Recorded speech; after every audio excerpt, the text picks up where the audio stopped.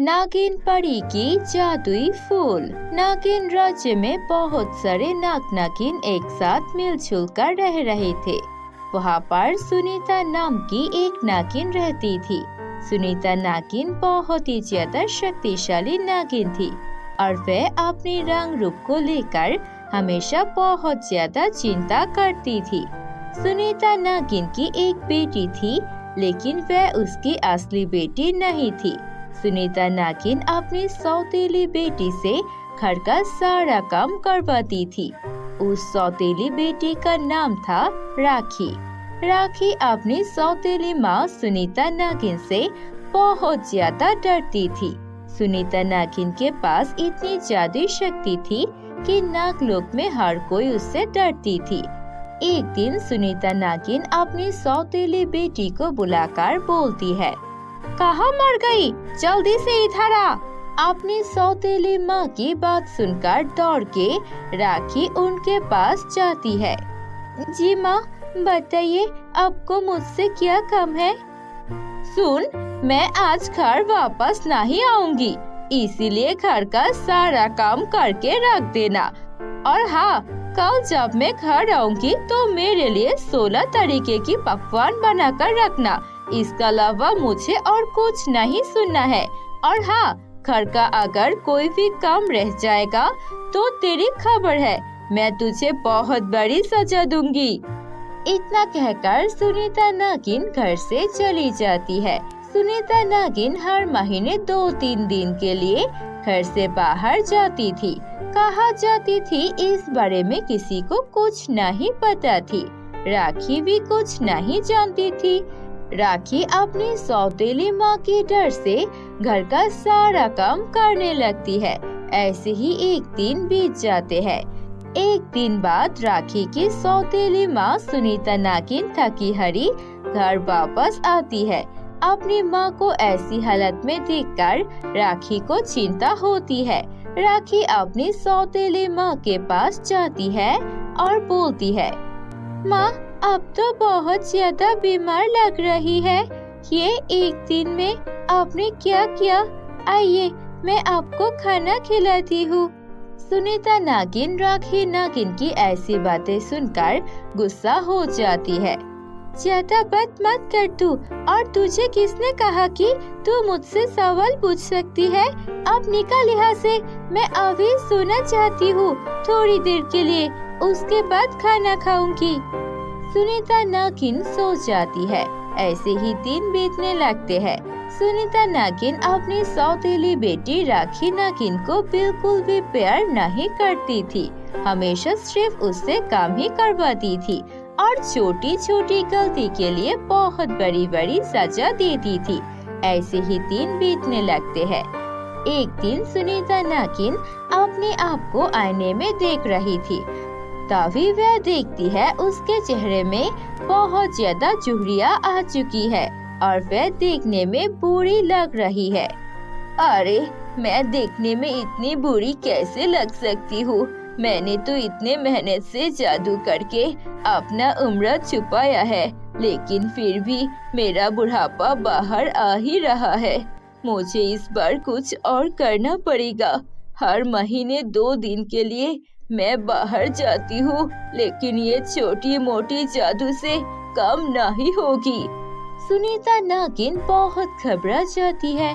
वह सोचने लगती है कैसे वह अपनी उम्र को छुपाए। असल में सुनीता एक नागिन थी जो 100 साल से जिंदा थी और उसे अपनी जवानी पर बहुत घमंड है। किसी भी हालत में वह जवान रहना चाहती थी। सुनीता परी सोचने लगती है, मुझे कुछ करना पड़ेगा, लेकिन मैं क्या करूं? अगर ऐसे ही चलती रहेगी तो कुछ ही दिनों में मेरी असलियत सभी को पता चल जाएगी कि मैं कोई साधारण नागिन नहीं हूँ, बल्कि मैं एक जादूगर नागिन हूँ जो 100 साल से इस दुनिया में जिंदा है। ऐसे ही नागिन सुनीता परेशान हो रही थी। तभी उसके दिमाग में एक आइडिया आती है। मेरे गुरु ने एक बार मुझसे एक चीज कहा था कि अगर मैं योगा करूं और ऐसी जादू करूं जिससे 7 नागिनों की बाली चढ़ा दूं, तो मैं हमेशा के लिए जवान बन सकती हूँ, लेकिन उसके लिए मुझे 7 छोटे छोटे नागिन चाहिए होंगे और जिसकी मैं बलि देकर फूल बना सकूं, और उस फूल को खाने से ही मैं सारी जिंदगी भर के लिए जवान बने रह सकती हूँ। उसके बाद सुनीता परी ऐसा करने के बारे में सोच लेती है और वह एक एक करके नागलोक से छोटी छोटी नागिन लड़कियों को गायब करना शुरू कर देती है। सुनीता नागिन छोटे नागिनों को अगवा करती है और उन्हें अपने घर के पीछे ले जाकर बगीचे में एक फूल बना देती थी और फूल के पेड़ में उसे लटका देती थी, एक फूल बनाकर। ऐसे ही जब 3-4 नागिन के बच्चे गायब हो जाते हैं तो पूरे नागिन लोक में अफरे तफरे मच जाती है। सभी लोग चिंता करने लगते हैं कि उनके बच्चे आखिर गायब हो कहाँ रहा है। ऐसे ही कुछ और दिन बीत जाते हैं। सुनीता परी बहुत खुश हो रही थी। अब तक उसके पास 6 नागिन बेटियों की फूल जमा हो चुकी थी। अब बस एक बचा है, एक फूल और चाहिए और मैं हमेशा के लिए जवान बन जाऊंगी। किसी एक को मरना पड़ेगा, लेकिन अब किसी एक को कैसे ढूंढूं? सभी नागिन अब सतर्क हो चुके हैं, कोई भी नागिन का बच्चा बाहर नहीं आता है। तभी सुनीता नागिन की नजर पड़ती है अपनी सौतेली बेटी राखी पर। अरे मेरी सौतेली बेटी किस काम आएगी, अब मैं इसे ही बलि चढ़ा देती हूँ। ऐसे ही सोच के सुनीता नागिन राखी को भी बलि चढ़ाने वाली थी, लेकिन राखी जब घर के बाहर काम के लिए जाती है तो देखती है वहाँ पर 6 अलग अलग फूल की पेड़ है और वह सारी फूल राखी को देखकर चिल्लाने लगती है, हमें बचाओ, हम कोई फूल नहीं है, बल्कि हम नागिनों के बच्चे हैं जो इस नागिन राज्य से गायब हो रही है। तुम्हारी माँ हमें मार डालेगी, हमें बचा लो। ये सब कुछ सुनकर राखी नागिन को विश्वास नहीं होता है, वह घबरा जाती है। लेकिन फिर जब वह घर में छुपके से देखती है, वह देखती है उसकी माँ एक बूढ़ी औरत के रूप में है और वह कुछ जादू मंत्र कर रही है। ये देख के राखी नागिन घबरा जाती है। अरे ये तो मेरी माँ नहीं है, ये तो कोई चुड़ैल लग रही है। मुझे इस बारे में रानी नागिन को बताना पड़ेगा। ऐसा सोचकर रूही नागिन दौड़ के नागिन महल में जाती है और वहाँ से रानी नागिन को लेकर अपने घर वापस आ जाती है। रानी नागिन जब घर आती है तो देखती है राखी नागिन की सौतेली माँ बूढ़ी नागिन के वेश में है और कुछ जादू पूजा कर रही थी। ये देखकर रानी नागिन गुस्सा हो जाती है और उसे पकड़ लेती है। बहुत हो गया, तू ही है ना जो 100 साल से हमारी नागलोक में वेश बदल कर घूम रही है और हमारी नागिनों को गायब कर रही है। मैं अभी तुझे इसकी सजा दूंगी।